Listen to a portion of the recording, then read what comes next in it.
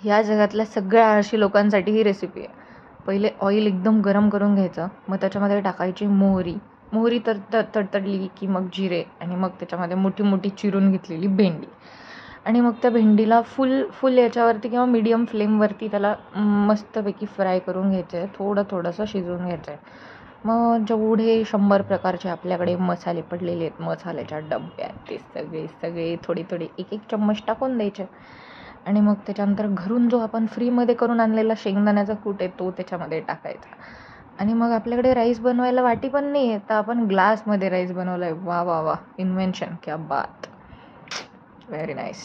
कारण की चपातीवाल्यांचं, मेसवाल्या काकांनी दुकान बंद आहे आज, त्याच्यामुळे आपण आज भेंडीच्या भाजीसोबत खाणार आहे स्टीम्ड लंबा मोकळा rice. Yes, enjoy the meal and good night.